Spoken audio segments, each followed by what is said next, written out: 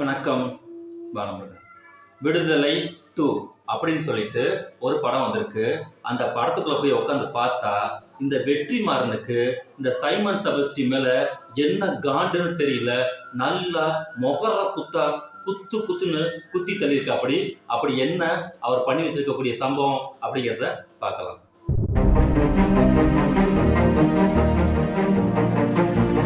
இன்றைய காலகட்டத்தில் வரலாற்று ரீதியான சுத்தமான கலைப்படைப்பை குடிக்கிறதுல வெற்றிமாறன் அவர்களுக்கு ஈடு இணை தமிழ் சமூகத்துல வேற யாருமே இல்லைன்னு தான் சொல்ல முடியும். ஏன்னா அவருடைய வட சென்னை படம் அவ்வளவு துல்லியமான கலைப்படைப்பை கொண்டதா இருந்தது. அவருடைய நீட்சியா வரக்கூடிய நிறைய படங்களை அவர் அப்படிதான் மிக துல்லியமான கலைப்படைப்புகளை செதுக்கிட்டு வந்தாரு. அதன் அடிப்படையில இந்த விடுதலைங்கிற படத்துக்குள்ள புலவர் கலிய பெருமாள் சம்பந்தமா ஆயுதம் ஏந்திய விடுதலை போராட்டம் அப்படிங்கிற ஒரு விஷயத்த கையில எடுக்கும் போது அது மிகப்பெரிய அளவுக்கான பரவலான விமர்சனங்களை பெற்றுச்சு.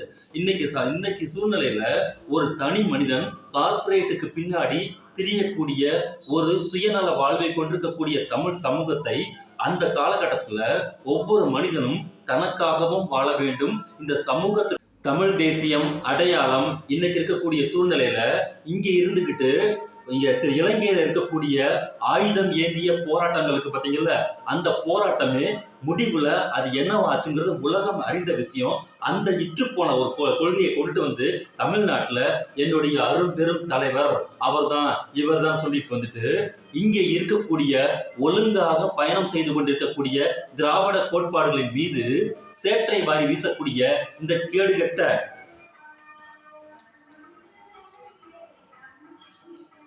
கேடுகட்ட சைமன் செபஸ்டிய நல்லா வச்சு செஞ்சுக்கிட்டு இருக்கா அப்படி இந்த நம்மளுடைய வெற்றிமாறன் அவர்கள். காரணம் என்னன்னு கேட்டீங்கன்னா, ஒரு தத்துவம் என்பது ஒரு தனி மனித வாழ்வில் மிகப்பெரிய மாற்றத்தை உண்டு செய்தது மட்டுமல்லாமல் அடுத்த சமூகத்துக்கும் கடத்தப்பட வேண்டும்.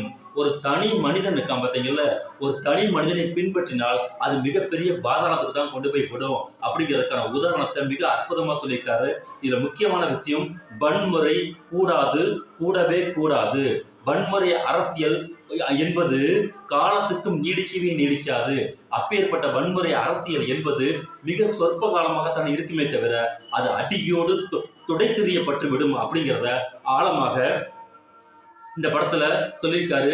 சில குறைகள் இருக்கு. அதாவது பெரியார் மிக தெளிவாக சொல்லியிருந்தார், பெண்ணியம் பேசுவதற்கு யாராக ஒரு பெண் வந்தால் ஒழிய எவன் ஒருவன் ஆம்பளையாக இருந்துகிட்டு பெண்ணியம் பேசினாலும் அதில் பிழை இருக்கத்தான் செய்யும் அப்படிங்கிற விஷயத்த பதிவு பண்ணியிருந்தாரு. இந்த கேள்வியை பெரியார்கிட்டே கேட்டாங்க, அப்ப நீங்க பெண்ணியம் பேசிட்டு இருக்கீங்கல்ல, அப்ப பிழை இருக்காதான்? நான் ஆழ் மனதில் பெண்களாகிய நான் ஒரு பெண்ணாக உணர்ந்துதான் இந்த கருத்துக்களை சொல்கின்றேன். என்னை இந்த இடத்துல ஆண் தன்மையாக நீங்கள் பார்த்தீர்கள் என்றால் அது பிள்ளை இருக்கத்தான் செய்யும் சொன்னாரு.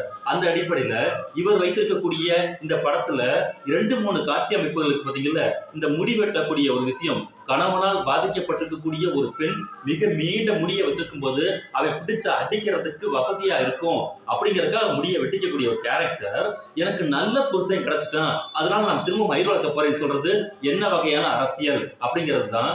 யாருக்கு இந்த விஷயம் சொல்லணும்னு கேட்டீங்கன்னா டைரக்டர் தான் முக்கியமா சொல்லணும். முழுமையாக பெரியாரின் கோட்பாடுகளை குறைந்தபட்சம் வாசிக்கணும் அப்படிங்கிறது தான் முக்கியமான விஷயம். சாதாரணமா இருக்கக்கூடிய ஒரு மனிதன் இருக்கிறான்னு வச்சுக்கோங்களேன், அவங்க பெரியாரை எந்த அளவுக்கு உள்வாங்கி கொண்டிருக்கிறார் அப்படிங்கிறது முக்கியமே கிடையாது. ஒரு படைப்பாளியாக மாற்றம் அடையும் போது அவர் என்னன்னு கேட்டீங்கன்னா பிழையான ஒரு கருத்துக்களை சொல்லிவிடக் கூடாது. அதாவது அடூர் கோபாலகிருஷ்ணன் அவர்கள்ட்ட ஒரு கேள்வி கேட்கிறாங்க.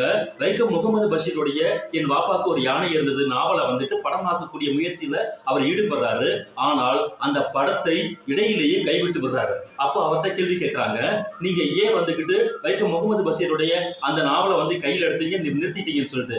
அதுல அவர் தெளிவாக சொல்கிறார், ஒரு படைப்பாளியின் நாவல் படமாக மாற்றம் செய்யப்படும் போது அந்த படைப்பின் வீரியமும் தன்மையும் குறைந்துவிடக் கூடாது. அது ரொம்ப ரொம்ப முக்கியம்.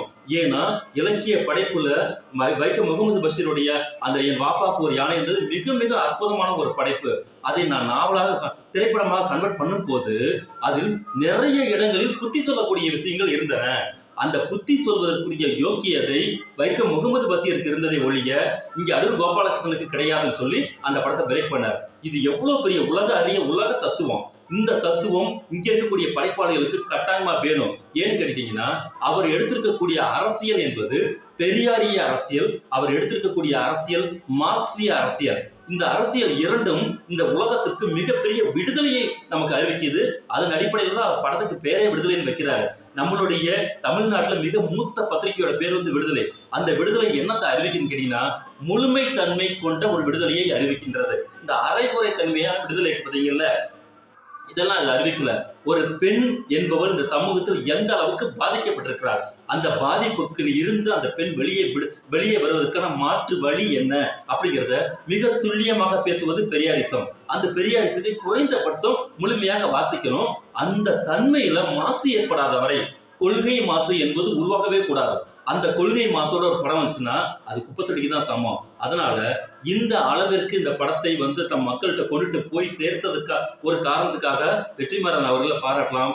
இருந்தாலும் அடுத்து நல்ல படைப்புகளை கொடுக்க வரும்போது இந்த இடத்துல இருக்கக்கூடிய பிழை இருக்கு பார்த்தீங்கல்ல, கொள்கை பிழை, அது கட்டாயமா நடைபெற்றவே கூடாது என்பதுதான் நம்மளுடைய வேண்டுகோள். ஆரம்பிக்கலாம்.